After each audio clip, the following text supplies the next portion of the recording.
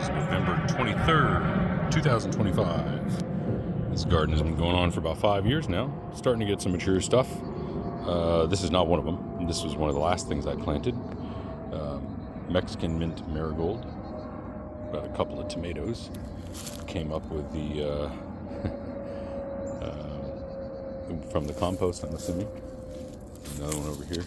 Tomato came up right there. Anyway, this is Mexican mint marigold. It's a fall bloomer.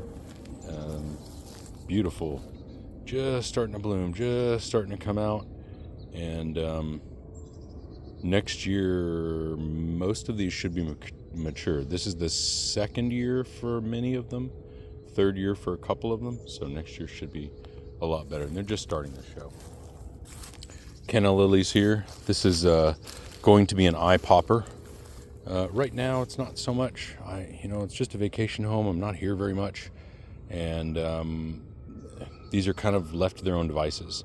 Typically, if they have a really dry year, I would give them some water, like we did this year. But I didn't give them any water, and that's what they look like when they don't have water. This is a unique mealy blue sage.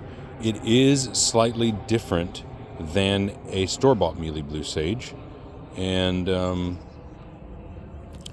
this is from Devil's River. I got it from Gerald's house, and I am going to plant this one in the back with the Devil's River garden.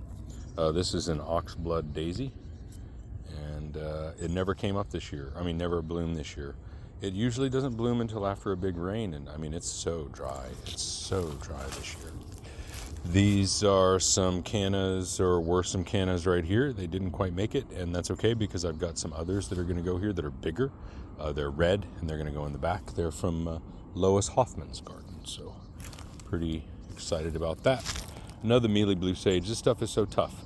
So there was a small portion that broke off. I put it over here, watered it once before a rain, and look at it. It's growing like a plant, like a weed.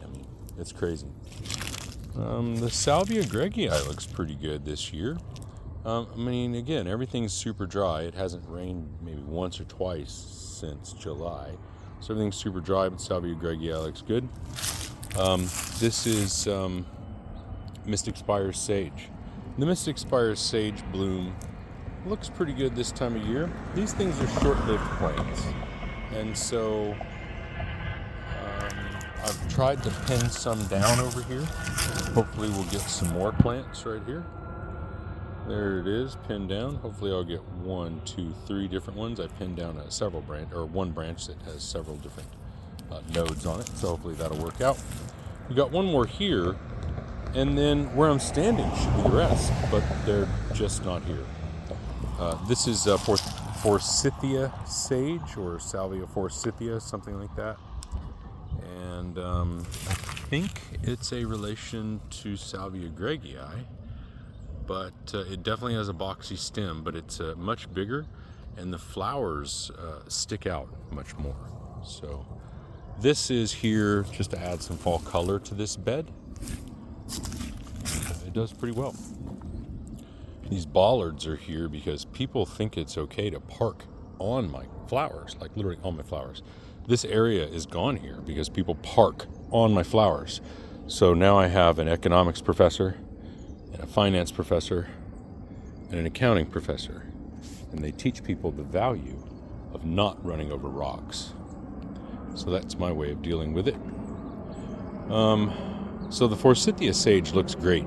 I was not expecting it to get this big. It is, it's fall, but it's totally dominating the Salvia gregii. Not that the Salvia gregii is really in bloom right now, but my goodness, it's doing really well. Look at that. That's one plant. And it is just, it's all over the place. So pretty cool, pretty cool. More Salvia gregii, missing a few there and here. But, I've got a list of things that I want to grow. The Pride of Barbados is really doing well here. Very impressed with this. I'm going to try and keep it into this area right here. And I think I'm going to get another yellow, like this kind of Esperanza. And I'm going to put Esperanza right up here. So we'll have Esperanza in front, and then the big orange and behind. My favorite combination, Esperanza and Pride of Barbados, just wonderful. Now these Esperanzas here are ones from the garden in Austin. These are super drought tolerant, frost tolerant. They're just badass. They bloom all year long. The seeds are much smaller, or sorry, the seed pods are much smaller, but I'll trade it for flowers all year long. I planted Greg's Mistflower as a ground cover, and you know, it's doing okay. I think that it doesn't like being under the Pride of Barbados, so I might have to find another ground cover under here. But regardless, a little bit of Greg's Mistflower there. I've got a little bit more in the back, and there's a lot more coming. This is sweet almond verbena. Neighbors walk through the yard and they comment on how awesome this smells. It is just buzzing with pollinators right now. Sweet almond verbena is a smell I find you either love it or you hate it, and I really like it. A lot of people really like it.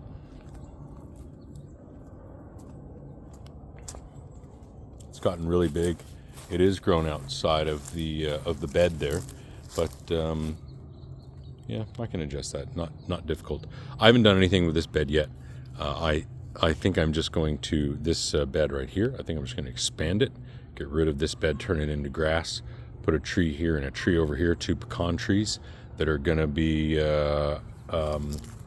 pollinators for each other. And yeah, I think it's going to be part of my orchard is going to be right here, I think. This is this is a hawthorn. No, this isn't a hawthorn. Gosh, I forget what this is. I want to say a yopon, but it's not a yopon. I can't remember what it is. Anyway, this thing is massive. Gosh, I wish it's going to drive me nuts. As soon as I turn the camera off, I don't remember it. But it's bigger than it should be. I try to keep it away from the power lines as much as possible. I get the lawn guys to cut it every year, cut it away from the power lines, because I definitely don't want to be the reason the power goes out. But this tree has been here since I lived here. It's pretty old. This water oak here is eventually going to go. I mean, right now it's a screen, but these trees are super brittle, and so I mean, I guess it's not that close to the house. I guess I could still leave it, but regardless, water oak is a little concerned. This is bluebonnets, more bluebonnets here. And though you can't see it, there are quite a few bluebonnets coming up this year, which is great, because last year they sucked. There were hardly any bluebonnets last year. This year there's quite a few. More forsythia sage, and this is here just to draw people's eyes back and forth. This grass is here just for additional pollinators. It's kind of out of the way, and you know, I find that lightning bugs like this kind of grass, and other kind of moths and stuff will like this is a mealy blue sage, or not a mealy blue sage. This is a muley sage, muley grass. Oh my goodness, I can't even think of it. This is a Gulf muley, and it's just coming into bloom. This will actually be the first year it'll have a decent bloom. But I do find there are certain pollinators that really like this stuff, so I have grass there. This is a fig. This is a mission fig, my favorite kind of fig. It almost died this year. The irrigation got shut off, but it's doing okay now. These are actually all new leaves, and it's got another one coming in. It's got new growth coming in down there, and it'll be fine. It made it through the summer, which is positive. This was a really bad, really brutal summer for new plants. Let's see what else we got. These mountain laurels were planted by a friend of mine that committed suicide. Her name was Crystal. She was a family friend, and she was 22 years old, I guess. So she planted these for me during COVID. And, you know, I'm just I almost feel like they're a piece of her, so I just really hold on to them. This one's actually getting kind of big. I might get a bloom out of it this year. Look at that. It's actually got a bloom spike on it. Ooh, yeah, the mountain laurel sets on blooms really early. So pretty excited. This will be the first time that this is bloomed, which means it's mature. None of the others have bloom spikes on them. Some of the bricks are moved. I kept the bricks around the small ones just for now so the yard crew won't wreck them. But I needed some of the bricks for this garden back there. Pretty excited. I was able to do that. Got it half filled with pine mulch. And yeah, that's kind of stage 2. Stage 2 for those bricks. And that's coming in about 2 years. Yeah, wow, changes. It looks pretty good. I mean, it's coming. It's still not perfect. It's still not where I want it. It's close. It's very close though. So that's that part of the front yard. Coming over here, this is a black and blue sage, which is apparently really like shade. I've learned a lot about this sage putting it right here, and I've got a spot for this sage. If it just holds on until next year, I've got a spot for this sage in the backyard. I'm going to move it somewhere it's going to like it better. This is all tropical sage, and I did this just for pollinators. The whole thing is just a pollinator garden. Now the vines have kind of started to get established here, which is fine. I've kept them from going anywhere else. They're very much landlocked in this area. So come the fall, I'm gonna mow this, like mow it down, and then wherever these pop up, I'm gonna get them. So I said fall, come spring. So it's gonna be on. These Texas sages are my favorite. This is an El Dorado sage. And the El Dorado sages are super duper silver colored, which is the reason I like them. They're almost a white, tough as nails. You can even see the difference between, that's a Texas sage, that's this one. And you can even see the difference. That one's more gray, this one's more white, silver. Really like this. So these are all cuttings from the one in Austin. I had one that lived and I made cuttings of it. So now I've got a whole bunch in Austin, and here, there's 4 of them here. I'd like to get one more over there, so it kind of balance out with 5. And these are just going to act as a screen for the stuff right here. They're almost the same. I mean, they're not the same color, right? But they're the same shade. They're closer than green. So it kind of blends in a little bit better, especially if you're just kind of going by. So I'd like to get one more here and then one in back. Put one in back to act as kind of a second layer screen. This is all flame acanthus right here. I put a bunch of stuff in here to see what would work in this bed. What ended up working was flame acanthus. Eventually I don't want to trim this. I still want this path here, but I want it to go around the Texas sages. So I'm going to take this flame acanthus out. It's going to be a big project for the flame acanthus, but eventually 2/3 of this is going to be flame acanthus. It is the #1 pollinator, sun pollinator plant #1 sun hummingbird plant in Texas. And so I don't mind having more of it, but this whole thing is going to be flame acanthus right here, all up to here. You can see there's some right there. And I've got some over there. I'm going to transplant. This whole thing's going to be flame acanthus right here, one big bunch of it. And then all up there is going to be Salvia microphylla. This is or Kenya sage. This is Mexican bush sage right here, which looks pretty bad this year. Again, everything is so crazy dry. And because it's so dry, there's a lot of gaps in them. I mean, it looks okay, but it's just not as good as it could. This is the canyon sage, the Salvia microphylla. I just absolutely love this plant. So these two together look pretty interesting. Kind of like a red and a purple, kind of like a fire look. And I've even got a flame acanthus back here. I'm gonna move that guy, and I'm gonna move. I've got so many flame acanthus we're gonna put right there. Probably 4 or 5 more flame acanthuses to move it in. This is one firecracker fern that has just made it. I had a whole bunch of firecracker ferns here, and they all got eaten up with weeds, so I decided to do away with them, and this one has just made it. So there you go. This sago palm, there are pictures of this sago palm when this house was very first built. So very kind of almost a nostalgic sago palm here, which is really interesting. All right. This is the Rio Bravo Texas sage. This is the one that was recommended to me, and you can just see, recommended me for Houston, you can just see one of them is more white and silver and one of them is kind of gray. So I like the El Dorado over here, which is much more white and silver, and this one is a little bit more gray than Rio Bravo. This whole thing is it's all pollinator garden. I've turned the whole thing xeriscaped into food for pollinators.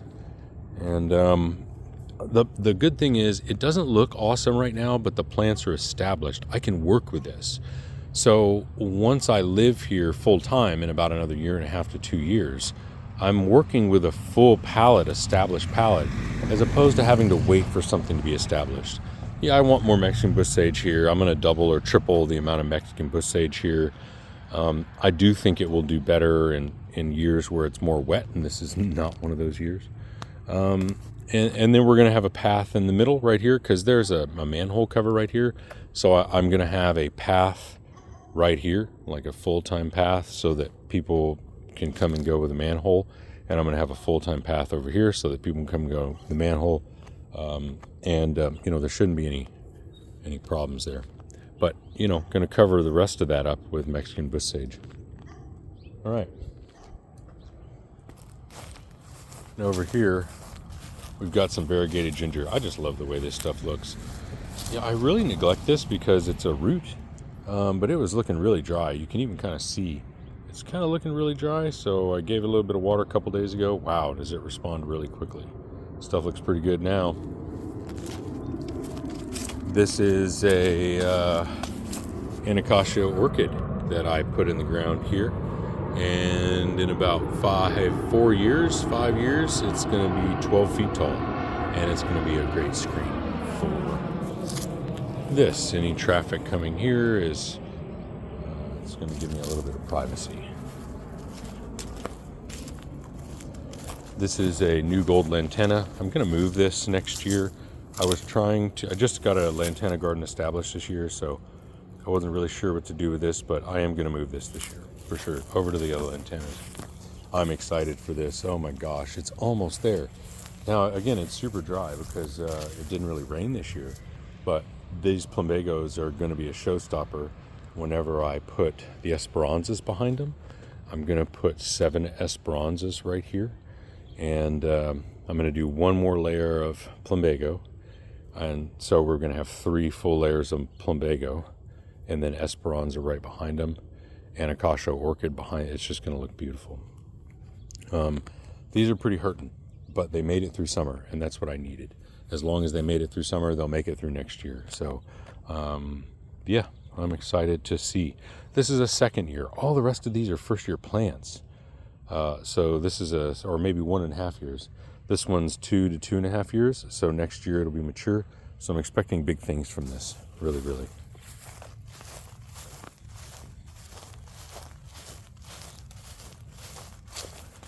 I'm letting this garden go on autopilot, just kind of killing the crown of thorns until I get here. Once I get here, we're going to make some changes, but letting it go on autopilot. I think I killed this loquat. I think I was killing some crown of thorns, and I think I killed the loquat. Sucks. I've got another one here, and it's doing pretty well, so there you go. Also in the front yard, well, the sabal minors are looking pretty bad here. I don't know if it's because it's dry. The sumac, I know it doesn't look very good, but it's that time of year where it's starting to shed leaves and stuff. This is a flame leaf sumac, and in future years it should look awesome in through here. The flame leaf sumac should cover all of this. This is a crepe myrtle. Eventually I'm going to take all of this out because it is going to, or it does, drop sooty mold. The aphids drop, they poop, and it turns into sooty mold all over my AC unit. So eventually I'll be getting rid of that. Wow, these trees here. So I put these trees in the ground in March or April even, and they're first year trees, so they don't need a lot of care. They're just programmed to grow. They did really well through the drought and a little bit of care. This is a water oak here. I planted another Anacacia orchid. Something came by and took a bite out of it, but there's still leaves, so hopefully that'll make it. Hopefully that wasn't my dog. This is another water oak right here. Another Anacacia orchid. Planted these close together to act as a nice thick screen. I believe this is a red oak. It is not a water oak. You can definitely see the difference on the leaves, but I think it's a red oak. And I think it's one of these that's also a red oak. This is another water oak. Eventually, at some point in their lifespan, these trees are going to be demolished to make way for a home. So I wanted to make sure that I pulled saplings, native saplings, out of the ground when they were 3 inches tall, and planted those. So these are all native saplings that were again just pulled out of the ground during a rainstorm, and so they're free trees, and because they're native, they're going to offer habitat and food and stuff. I do find that water oaks offer habitat for raccoons. That next one is a redbud. The redbuds are pretty thin, but they're beautiful, and I do find that they are great in the shade, and that's going to be what this is. It's definitely going to be a shade spot right here underneath that. There's a persimmon right there from our yard in Houston. Yeah.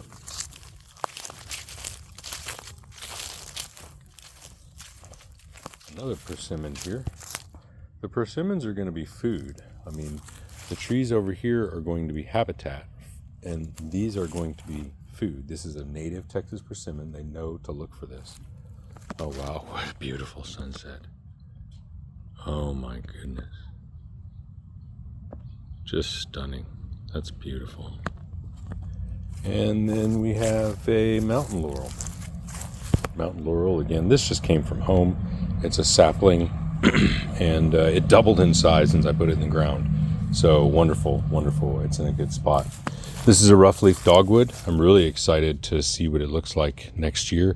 It's had a rough year. Let's just put it that way. It's been so dry. Again, common theme, it's been so dry.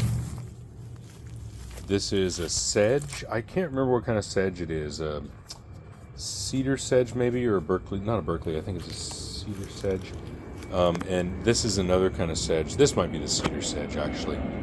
So I brought the sedges here, and I love the sedges. They work great. They will fill in instead of having the